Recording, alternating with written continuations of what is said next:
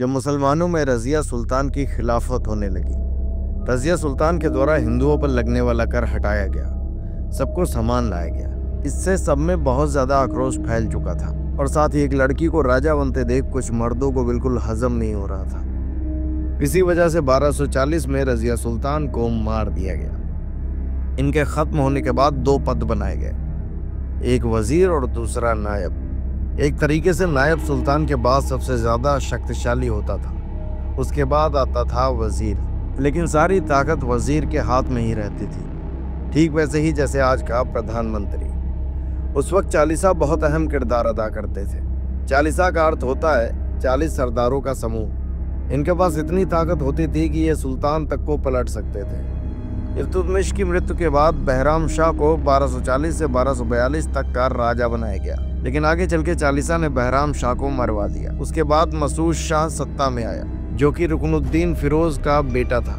उसका सत्ता चला 1242 से 1243 तक, फिर उसको भी चालीसा ने मरवा दिया। इन्होंने रज़िया सुल्तान को भी मरवा दिया। ये दर्शाता है कि चालीसा कितने ताकतवर रहे थे। तभी इसी के बीच घियासुद्दीन बलबन ये गुलाम था।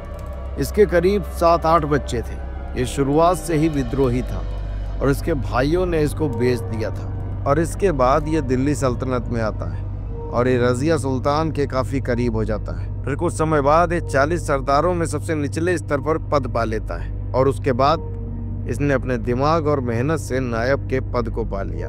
और इसी के साथ इल्तुतमिश का एक पोता था, नसीरुद्दीन महमूद, जिससे घियासुद्दीन बलबन ने सौदा किया और नसीरुद्दीन को सिर्फ नाम का सुल्तान बनाया और पूरी ताकत बलबन के पास ही रहती थी। नसीरुद्दीन बहुत सज्जन इंसान था। तभी 1266 में नसीरुद्दीन मोहम्मद खत्म हो गया और उसी के बाद बलबन ने खुद को राजा घोषित कर दिया। इसका शासन चला 1266 से 1281 तक। इसको पहनावे का बहुत शौक था, चांदी सोना से लदा रहता था। उलूग खान इसको टाइटल मिला था और इसने आर्मी का बहुत ध्यान रखा था। ये छोटी छोटी बातों पर ही लोगों को मरवा देता था। इसने लोगों में अपना डर बनाया था और कोई भी इससे मिलने जाता था तो उसके अपने पैर छुआता था। साथ ही इसने धीरे धीरे सारे नोबल्स को मौत के घाट उतार दिया। उसके बाद इसने बंगाल के तुगरील खान को हरा दिया और अपने बेटे बुखरा खान को गद्दी पर बैठा दिया। इसने मंगोल के आक्रमण को रोकने के लिए पूरा किलाबंदी कर दिया, साथ में शेर खान को बैठा दिया।